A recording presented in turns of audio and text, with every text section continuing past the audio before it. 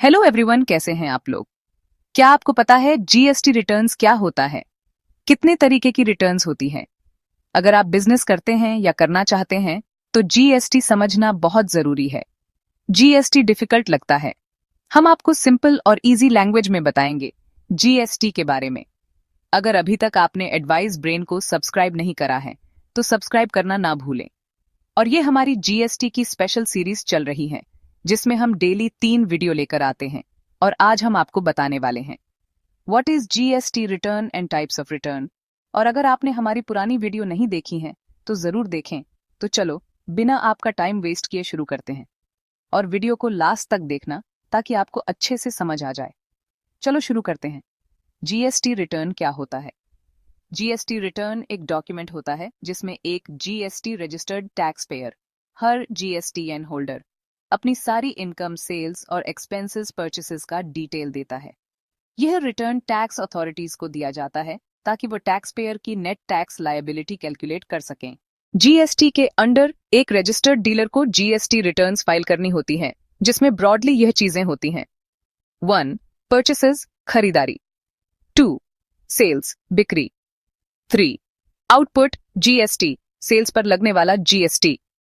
4. Input tax credit, purchases पर दिया गया जीएसटी जो एडजस्ट हो सकता है।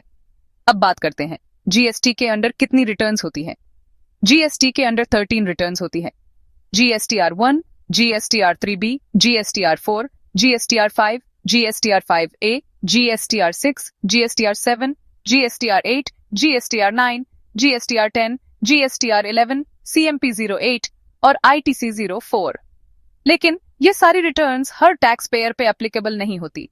हर टैक्स पेयर को अपने रजिस्ट्रेशन टाइप या टैक्स पेयर कैटेगरी के हिसाब से रिटर्न्स फाइल करनी होती है। ऐसे टैक्स पेयर्स जिनका एनुअल टर्नओवर 5 करोड़ से ज्यादा है, उन्हें एक सेल्फ सर्टिफाइड रेकंसिलिएशन स्टेटमेंट भी फाइल करना पड़ता है, फॉर्म जीएसटीआर 9C के फॉर्मेट में।